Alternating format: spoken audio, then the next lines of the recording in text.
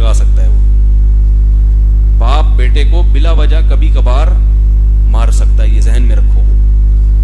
जो अब्बा, कभी भी बेटों को मारना नहीं चाहिए, कभी भी नहीं मारना चाहिए। अखलाक से जो तरबियत होती है वो मार धाड़ से नहीं होती, लेकिन कभी कभार 2-4 साल में एक दफा बिला वजह चित्रौल लगाने चाहिए, ये बताने के लिए कि मैं बाप हूं। समझ रहे हो? क्योंकि अगर नहीं होगा ना ये, तो बच्चे अब्बा को बाप समझना, आजकल शराफत का दौर नहीं है, बच्चे अब्बा को बाप समझना छोड़ देते हैं, वो दोस्त समझना शुरू कर देते हैं। तो इसलिए 2-4 साल में एक आध, बस वो अब्बा क्या हुआ, कह रहे अब्बा बोला ना तुमने, बोला ना अब्बा, बस मैं चाहता था ये सबक तुम्हें क्या रहे, याद रहे। कभी कभार वो हमारे बड़े भाई ने मेरी ठुकाई लगाई ना एक दफा, तो मैंने शिकायत की अपने बड़े पीर साहब से। उन्होंने कहा कितनी दफा ठोक, मैंने कहा एक दफा लगाई है बस, इससे पहले तो कभी नहीं लगाई। उन्होंने कहा बड़े भाई को साल में एक दफा बिला वजह ठुकाई लगाने का हक होना चाहिए, ये बताने के लिए कि मैं क्या हूं, बड़ा हूं। तो उन्होंने कहा अगर दोबारा लगाएं तो मुझे बताना। एक दफा लगाई है ना, हर वक्त थोड़ी लगाते हैं, एक दफा तो बिला वजह भी चलता है। पता कैसे चलेगा बड़ा कौन है? और देखो अंग्रेजों में बड़े छोटे नहीं होते, अंग्रेजों में ये नहीं होता कि ये बड़ा भाई है, ये छोटा भाई है, ये चच्ची है, ये खाला है, कोई होता है? कभी आपने सुना डोनाल्ड ट्रंप की मुमानी आई हुई मिलने के लिए? कभी सुना आपने? है ओबामा की भतीजी, ये तो उनके यहाँ सेटअप ही खत्म हो गया ना।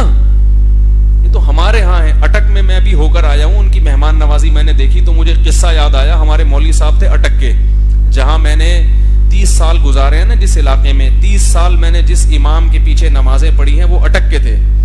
तो वो मौलवी साहब अपना किस्सा सुना रहे थे अटक का, वो अटक के थे। तो अब मैं खुद अटक का दौरा करके आया तो मुझे लगा कि आखिर वो मौलवी साहब सही कह रहे थे। तो वो मौलवी साहब कह रहे थे कि हमारे गांव में एक अंग्रेज आया घूमने फिरने, कह रहे हमारे किसी रिलेटिव का दोस्त था लंदन में, तो उस दोस्त की दावत पे वो अंग्रेज आ गया अटक घूमने फिरने।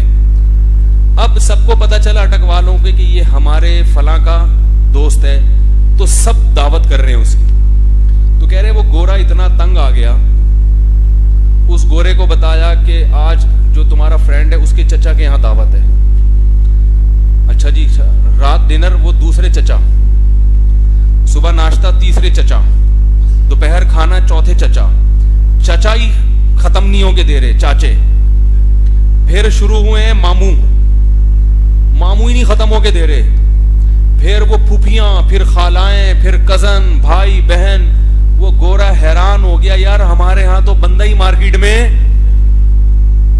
बोलो भाई, हमारा तो ना ब्रदर ना सिस्टर होगा तो एक आध कहीं से वो डीएनए से पकड़ा गया था, वो उधर रहता है, वो मेरा भाई लगता है। पता चला मुझे साइंसदानों ने बताया कि ये कौन है आपका, साइंसदानों ने बताया कि ये अल्लाह की कसम तुम्हारा सगा भाई है, ठीक है ना।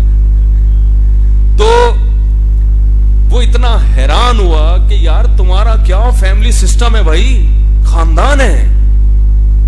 तो अल्लाह के बंदो शुक्र अदा करो, अल्लाह ने हमें खानदान दिए हैं। और ये 2-2 बच्चे वाली पॉलिसियां खत्म करो, वरना कुत्ते पालोगे, खुदा की कसम। जो फैमिली प्लानिंग वाला कहते हैं 2 बच्चे ही अच्छे, इसका मतलब है फिर 4 कुत्ते। बच्चों की कमी पूरी करने के लिए 6 बिल्लियां और 4 कुत्ते बुढ़ापे में रखने पड़ेंगे तुम्हें। ना जवानी अच्छी गुजरती है बच्चों के बगैर, ना बुढ़ापा अच्छा गुजरता है।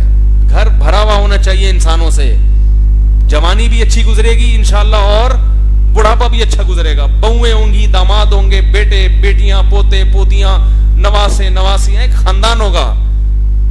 फिर तुम्हारी दावतें होंगी, ईद पे बड़े बेटे ने दावत की है, मंझले बेटे ने दावत की है, फिर बहू ने बुलाया है, फिर फला ने बुलाया है। और अगर एक आध बच्चे वाला फलसफा तो कुत्ते ने बुलाया है, वो आके तुम्हारे सामने दुम हिलाएगा, तुम बोलोगे बड़ा फर्माबरदार है, उससे दिल बहलाओगे। तो ये अंग्रेज तो बेचारा फितरत से हट गया है, तुम फितरत से ना हटो। कुछ मौलवियों की भी सुन लिया करो।